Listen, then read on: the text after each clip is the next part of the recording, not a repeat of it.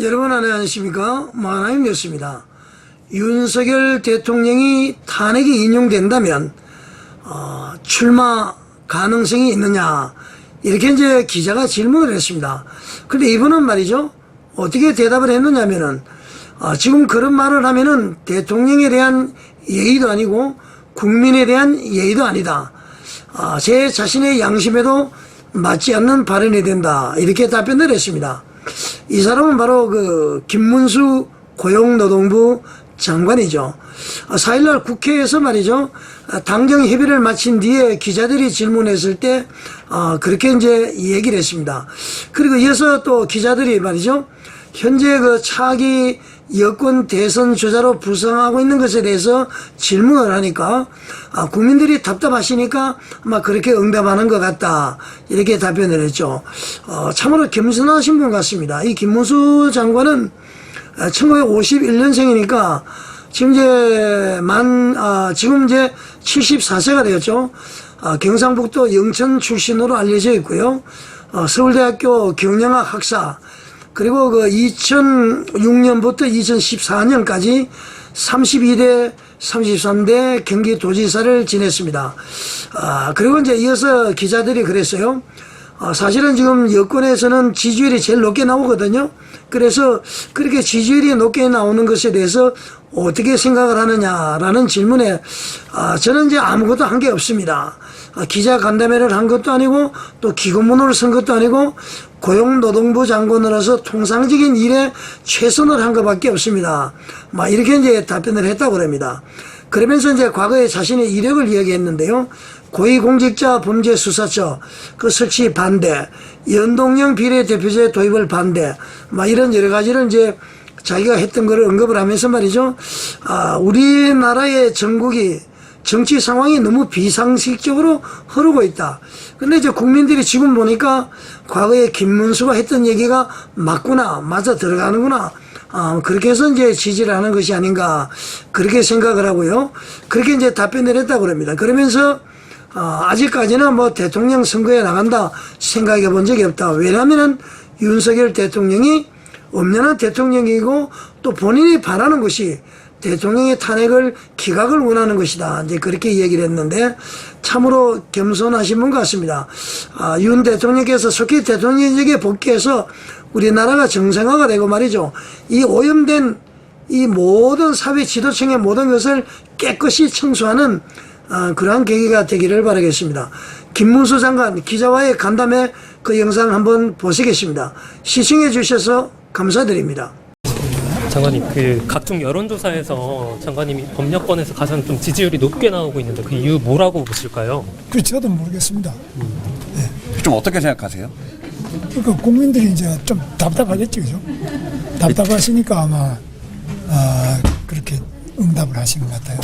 지지자들 좀 기대감이 커지고 있는데 혹시 조기 대선 출마 검토하시거나 그러실까요? 전혀 검토하거나 생각하거나 없고요. 지금 이제 탄핵에 대한 지금 재판도 진행되고 있고 대통령에 대한 또 계엄에 관련된 수사도 계속하고 있고 재판이 진행되잖아요.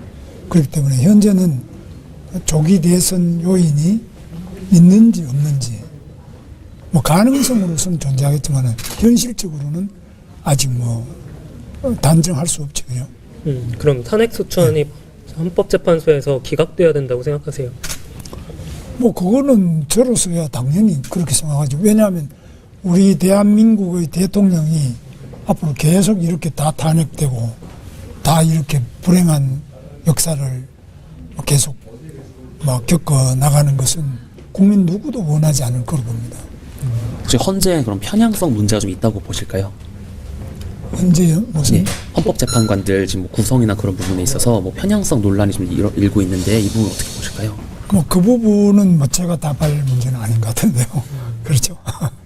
혹시 국무위원으로서 대통령 면회에 가실 계획이 있으실까요? 지금 그런 계획은 없습니다만 모르겠습니다. 앞으로 이제 저는 곧 석방되셨으면 좋겠는데 제가 언제 석방되는지 이런 거는 결정권이 없고 그죠. 좀 탄핵소추안이 기각돼야 된다고 말씀하셨는데 네. 대통령의 계엄은 정당했다고 보시는 거예요?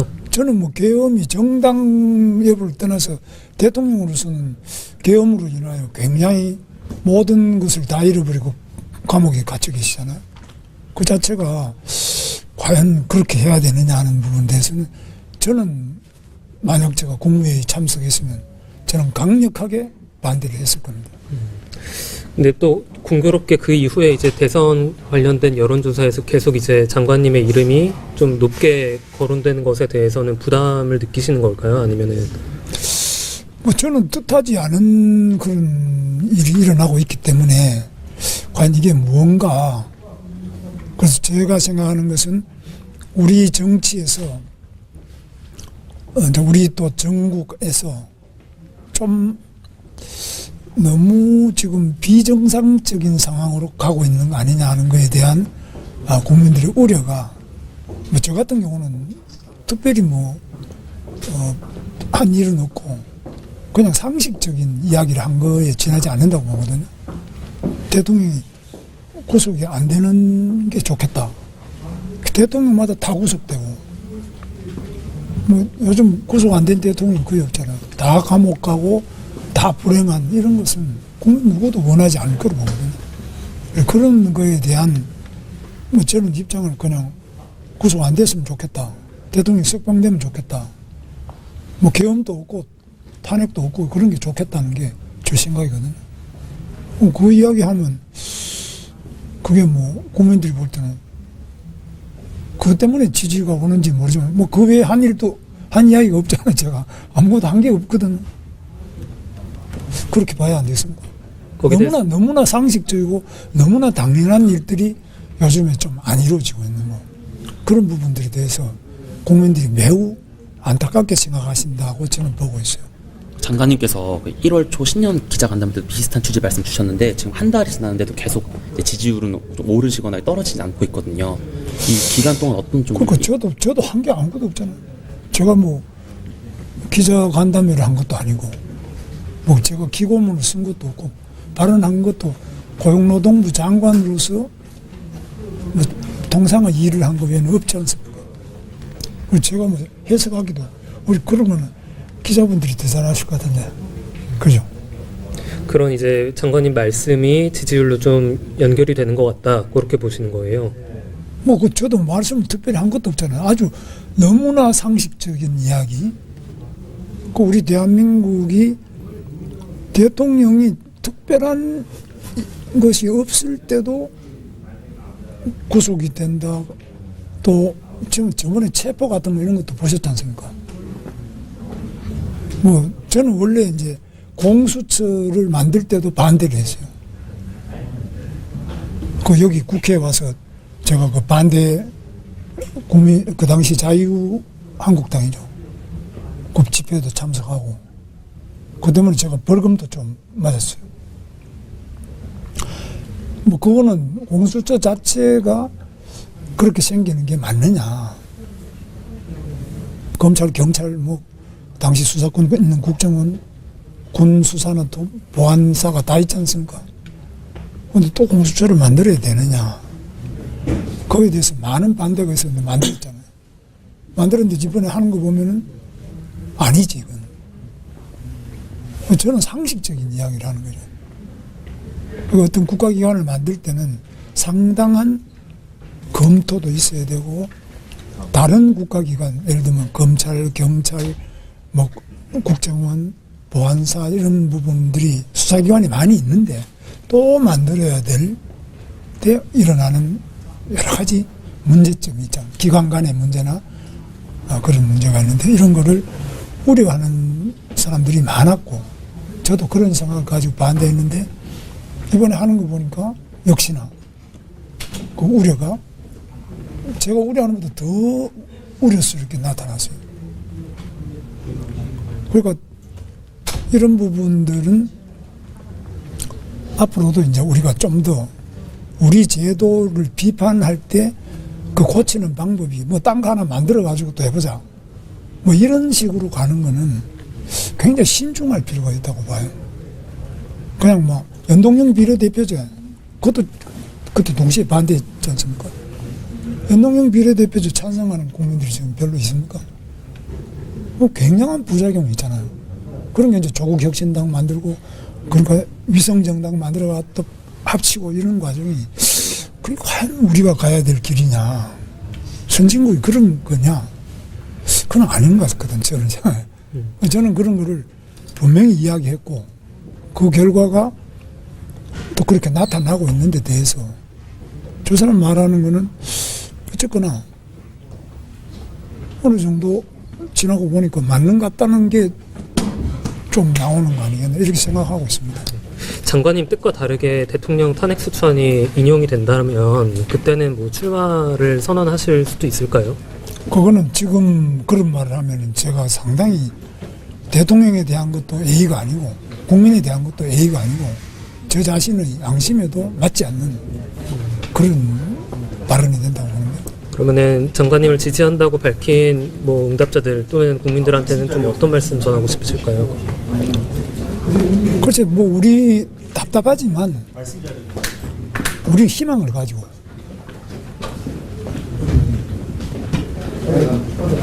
우리 국민들은 그보다 더 답답하고 더 정말 처참한 그 역사를 헤쳐나왔잖아요. 저는 우리 국민들이 어떤 어려움이 있더라도 헤쳐나갈 수 있다. 헤쳐나갈 거라고 저는 믿고 있고 그래서 그 부분을 우리가 힘을 합쳐가지고 노력하면은 능히 위대한 대한민국 좀 우리 대통령이 늘 말씀하신 자유통일의 길 그리고 선진 인류 국가로 나갈 수 있다. 지금 뭐 관세가 25%까지 올라간다 뭐 여러 가지 문제가 많잖아요. 국내외적인 모든 어려움에도 불구하고 우리는 반드시 해낼 수 있다. 여기에 대한 확신을 우리 국민들도 가지고 있다고 보고 있습니다. 그럼 지금도 지금도 공수처 폐지돼야 된다는 입장은 유효하실까요? 그거는 저는 처음부터 태어나는 것 자체를 반대해서 그 때문에 벌금을 맞았다니까 여기 앞에 집회한 것 때문에. 장관님 어제 윤 대통령 그 나치 관련한 발언은 어떻게 좀 보세요? 뭐 그거는 제가 직접 못 들었는데 언론에 한 코트 나오는 것만 봤는데 그건 자세한 말씀은 모르겠는데 윤석열 대통령도 여러 가지 자기 나름대로 그냥 공부를 많이 하신 거 아니겠나 이건 저는 뭐 어떤 내용인지 그거는 못 들어서 제가 평하기는 좀 어렵습니다. 여당 의원들이 저희 구치소 좀 면회하는 거는 좀 어떻게 보세요? 글쎄 저도 감옥에 많이 살아본 사람인데 또 민주당 국회의원들이야말로 감옥 갔다 온 분이 많잖아요. 김대중 대통령도 감옥에 오래 계셨고요. 다 면회하고 그 면회하는 것 자체는 그걸 가지고 무슨 내란 뭐라 그러더라 선동? 내란 동조? 그 면회하는 거는 면회잖아요. 면회하는 거랑 그게 내란 동조가 되느냐?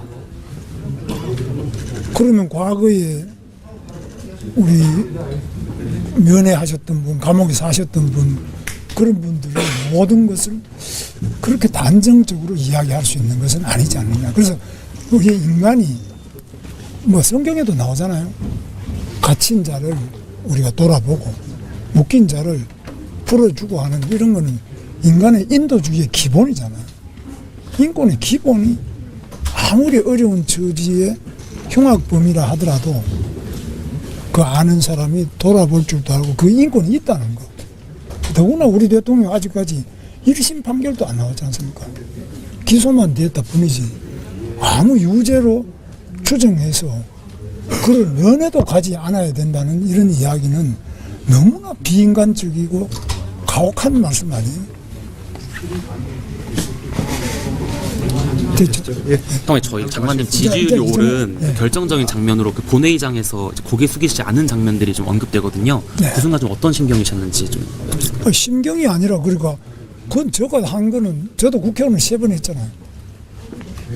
그렇게 총리를 발언 때 모셔다가 질의하는 것은 그거는 국회의원의 권리죠. 그러나 자리에 앉아있는 국무위원을 전원이 일어서가지고 무조건 사과하라, 절을 하라고 강요하는 거, 그거는 국회의원의 권한을 넘는, 검도를 넘는 직권남용이라고 저는 생각합니다. 네, 됐었죠? 장관님, 그리고 오늘 또 당정 관련해가지고요, 반도체 52시간 예외 적용되면 네. 좀 노동자 권리 이슈 문제 있을 수 있다는 우려도 있는데 노동자? 이거에 대해서 권리적으로 좀 건강권, 그 다음에 어떻게 보세요? 네. 장시간 노동으로 인한 건강권과 생활의 그 좀 자유가 침해되는 이런 부분이 있을 수 있어요. 그런 부분은 이제 그만큼 장시간 근무했던 만큼은 나머지 시간에 더 휴가, 휴식, 또 그리고 그 장시간 근무나 연구로 인해서 건강이 훼손되지 않도록 적절한 조치가 있어야 돼요. 그냥 뭐 무조건 일만 시키자 이런 시대는 아니잖아요. 그죠? 네, 됐죠? 감사합니다.